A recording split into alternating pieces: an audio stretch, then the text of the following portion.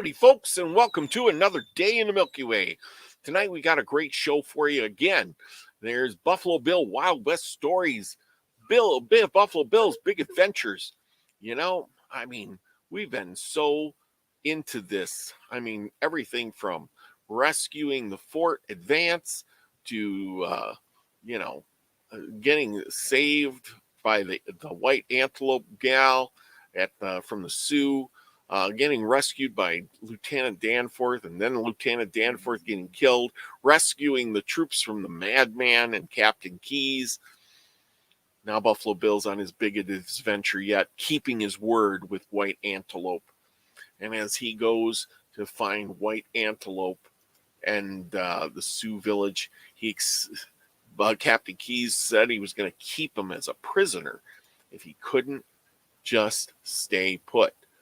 But he didn't. He avoided Captain Keyes and the troops and went on, leaving everybody behind to keep his word. That's what people were made of back in the day. If you're not getting anything out of this, that should be the one thing. Keeping your word. Because sometimes that's all you got. It means a lot. Being honest and true. If you say you're going to do something, follow through with that. Even if it means dire consequences. Sometimes it comes out for the good. So right now we're going to join Buffalo Bill in chapter 25, where he is on the trail. Now remember, Bennett's gang is there, or he is with the Sioux as a medicine man there, and a White Antelope is there, and Chief Oakhart. Oh boy, this is coming to a head, people. It's going to be good. So here we are. Join me now. So we're going to get right into this. No more wasting time. All right, chapter 25. Buffalo Bill is a man who takes desperate chances. He always did so, and he made up his mind to return and keep his pledge to White Antelope. He believed that he had a way to escape death, and at any rate, he would try it. So he left the bluff after the madman's fall and determined to scout towards the Indian village. Come what might, Chief Oakhart's village was in position from which he knew it would be almost impossible for the soldiers to dislodge him. At the time, wore away, different bands of warriors came into the village, and all the strange stories to tell their great chief. To these stories, Oakhart and his head chiefs listened, and the name of Buffalo Bill, Pahaska, became a greater terror than ever. Among the chiefs sat one who had listened to every story told in the council lodge, and no one could have deemed this painted face concealed the white man. But so it was, and at last he spoke. Pahaska is my foe, and I sought his life, but he is the pale-faced brave that White Antelope sent to give the Oakhart warning that his enemies should not follow upon this trail. The White Antelope turned a panther loose upon the trail of my red brothers, and he told her that he would return and give himself up to Oakhart. Has he come back? No, was the answer of many. But the warriors come in and tell how he has killed their comrades, scalped their brothers, and laughed at them for squaws. Will the Sioux braves let the pale-faced dog throw dirt in their faces? He is not far from the village, and yet no warrior brings his scalp. Let my medicine braves seek his trail and bring him alive into the presence of the great chief, and the death killer will show them how Pahaska will weep like a squaw when he feels the grip of his foe upon him. This speech of the renegade Boyd Bennett excited the Indian warriors to frenzy with him. Half an hour after it was uttered, 100 of his best braves of the tribe had gone forth to hunt down their terrible foe. From his return to the gory field to take the scalp of the Lieutenant Danforth, and finding Buffalo Bill there to defend it, Bennett, the renegade, had thirsted for revenge upon the scout. He had secretly dispatched a noted brave upon his trail of revenge, and as that very daring warrior did not return, he feared that he had come to grief at the hands of the man he went to slay. For defeating the scouts and permitting Buffalo Bill to go free upon his pledge to return, the renegade had not forgiven White Antelope. He knew the influence she had on the yellow hair, or the tribe, that upon accounting of her having been born with yellow hair and growing up far more beautiful than any maiden in the tribe, she was regarded as a favored child of the Great Spirit, and that should he cross her will, he would lose the power he had gained over her people.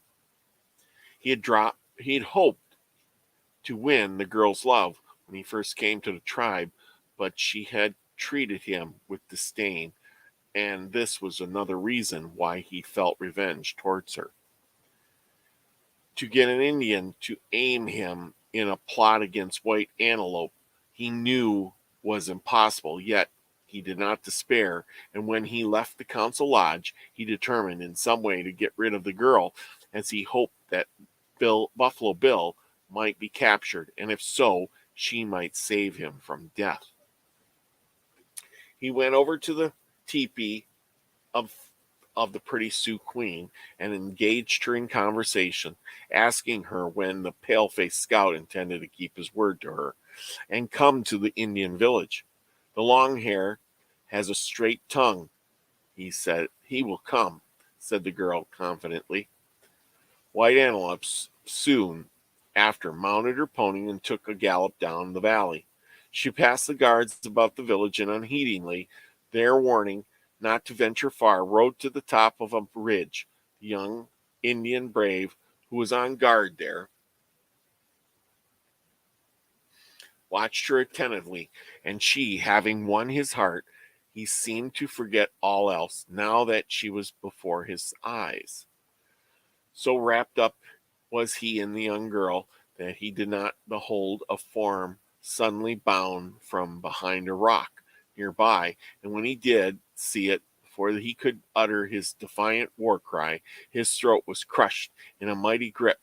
He was dragged back out of sight, and a long knife sent to the hilt in his heart. Then the scalp lock was torn from his head. Life was extinct, and the young brave's love dream had ended. Seated by the side of his victim, the slayer gazed upon him and took with a look of real pleasure at the deed, while he muttered a sinister tone. I love blood, and his death shall be laid on Buffalo Bill. Now to find White Antelope, and then there she comes. Now to catch her as she goes by. He crouched back in the shelter of the rock as he spoke, while White Antelope, upon whom his eyes were fixed with murderous intent, came riding slowly back towards the village. Suddenly she gave a cry of alarm and tried to wheel her pony about and dash away, for to her side had sprung from beyond the form of Boyd Bennett. But he had placed his hand over her mouth, seized her firmly in his arms, and turning her pony loose, darted down a defile, unseen by any of the other Indian guards, nearly a quarter of a mile away. A large cavern penetrating a pile of rocks, rising to an elevation that commanded a view of Indian village several miles distant, sat Buffalo Bill. He had his field glasses in hand and had been long gazing upon the Indian camp. Well, I'll never get them down finer than I have them now, he said thoughtfully. I wish I had someone with me whom I could send back on the trail and report to Captain Keyes just the situation of the village and how many warriors Oakhart has. I've been hanging out about this village long enough now, for I have done my work well." As he spoke, the relentless scout held up a string of scalps which he had taken since the massacre of Danforth and his men. "But I am getting tired of this, and if I do not catch Bennett soon, I will go boldly into the village and claim the protection of the sacred pipe I carry. I'll risk it, for I believe in its power." As he uttered the words, Buffalo Bill saw Boyd Bennett come into view not far away. In his grasp was White Antelope, a prisoner. Catching sight of Buffalo Bill, she cried in English, "Pahaska! Save White Antelope!" "I will kill her," stricken the renegade. But they were his last words, for seeing that her death was certain if he hesitated longer, Buffalo Bill pulled the trigger of his revolvers, and the bullet crashed through the brain of Boyd Bennett. Ooh, quick thinking there, Buffalo Bill. Chapter 26. There was a great excitement in the village of the Sioux. The Sioux Queen, the idolized White Antelope, had ridden away with her teepee and had not returned. Then came the news that one of the most promising young warriors of the tribe had been slain, scalped while on guard at one of the passes to the village. This was fearful news, and Buffalo Bill was set down as the perpetrator of the deed. While the chiefs were in council, a horse was seen approaching the guard at the pass where the young brave had been killed that afternoon. Upon its back were two persons, one of them appearing to be a great chief in full war paint, feathers, and headdress, and the other was White Antelope. The chief grunted a salutation to the guards, although he was none of them knew while the girl spoke to them, and said the brave chief had rescued her from great danger. Straight to the council lodge the chief rode and dismounted quickly. The two entered, the young girls leading the way. The cry arose at sight of White Antelope, who, as their queen, had entrance there, and then all eyes were turned upon her companion, while she said in a voice that reached every ear in the Grand Lodge, "The Pahaska spoke with a straight tongue. He is here." The war bonnet was thrown aside, and the blanket held in front of his face was removed, and Buffalo Bill stood revealed alone among his enemies. A deep murmur ran around the crowd of chiefs, and it was half surprise, half admiration at the bold paleface who had redeemed his word to White Antelope. Fearless, the scout stood before his foes, his eyes resting upon the face of Oakhart. "The long hair must die," said Oakhart, and the words were echoed upon all sides. But Buffalo Bill's face never changed color. "Let the Sioux Queen speak," said Chief Oakhart. Instantly, there was a dead silence, and she told the story of her adventures with the renegade, how he had killed the young brave at the pass, and now she had been saved by Buffalo Bill when the death killer had her a prisoner. All eyes turned upon Oakhart, for it was for him to speak. Deep and earnest came the words. "The long hair is a mighty pale-faced chief. He has trailed the red man to his village, and his belt is heavy with the scalp locks of my braves. He came here under the war bonnet of a Cheyenne chief. He has saved the Sioux Queen from death. The long hair is not afraid of death, and he must show my warriors how he can die." Buffalo Bill simply smiled and said, "The Oakhart is a great chief of Pahaska, has heard his words. Pahaska has slain his young braves, and his belt is heavy with their scalp locks. But does the Oakhart forget many moons ago when his daughter, the sunlight of his heart, was captured by the Pawnee brave, and that a pale face took her from him, and gave her to the great chief to place again in his heart. The Oakheart gave the Pahaska then his sacred pipe and tomahawk with the broken edge, in token that he would never be his foe. See, must the Pahaska die? As Buffalo Bill spoke, he held up the sacred pipe and the tomahawk, and with its edge all broken. A death-like silence fell upon all. Then Oakheart arose, and stepping up to the scout, threw around him his snow-white robe, and said impressively, "The Pahaska is the friend of Oakheart. When the tomahawks shall be buried between their people, they shall be brothers. But now the palefaces are on the trail of my children. So let the Pahaska go from my village back to his people, and not one of my young braves shall follow his trail. Oakheart has spoken." A grunt of assent showed that the assembled chiefs agreed with the great leader. Chapter 27. Conclusion. The scene changed once more to the Fort Advance, days after this one on which Buffalo Bill returned to Chief Oakheart's village to keep his pledge to White Antelope, the half-breed girl queen of the Sioux. Suddenly a horseman rides into the fort. He is mounted upon a large white horse that is gaunted yet spirited. The rider looks pale and jarred, and his buckskin attire has seen hard usage. But it is recognized as he enters the lines, and one voice after another breaks forth in a cheer for Buffalo Bill, the king of the border. Removing his broad, much-worn, blood-stained sombrero from his head, he rides through the ranks to headquarters and dismounts. An orderly seizes his bridle rein, and Major Baldwin comes forth and grasps his hands with the words, "Thank God, Cody, we meet again. Captain Keyes returned to tell all, and we believed you dead." "It was a close shaving, Major, but not to be mine this time," was the answer. "And you won out, Bill?"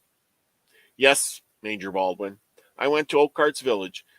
Know just how many Sioux braves he has and all of interest about the really grand old red sinner that would like you to know.